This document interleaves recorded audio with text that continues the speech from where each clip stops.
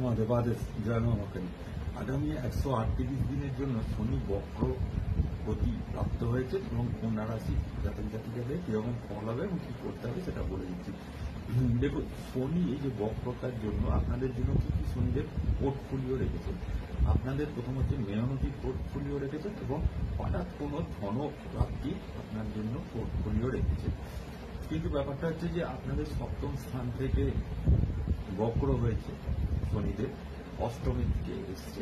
সুতরাং আপনাদের কি হবে জানেন তো, আপনাদের এমন হবে যে আপনারা মানে মাইন্ডে আসবে যে আমার ভাগ্যটা সুইংস অর্থাৎ কমে আসছে, এরকম একটা মনের ভিতরে আসবে।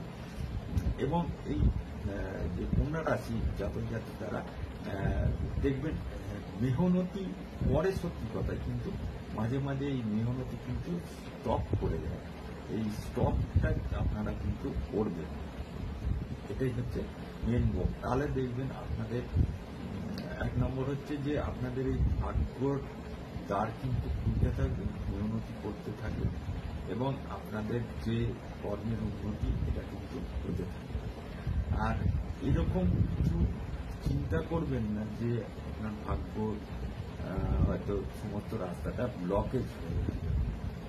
এখন এর জন্য দেখুন, আপনার কিন্তু যে আপনাকে চালিয়ে নিয়ে যাবে সেই চালনাকারী গ্রহ আপনার যে বৃহস্পতি, অর্থাৎ আপনার দশম স্থানের যে অধিপতি এবং তৃতীয় স্থানের অধিপতি, সে কিন্তু বর্তমান অবস্থায় অতিচারী হয়ে আছে। অতিচারী জিনিস হচ্ছে আপনার বৃহস্পতি 3টে রাশিকে এবছর ক্রস করবে এবং এই 3টে রাশির এই বৃহস্পতির এই ক্রসিংটা কিন্তু খুব একটা ভালো ফল দেবে না, যেহেতু বৃহস্পতি অর্থের কারক এবং সাকসেসের কারক।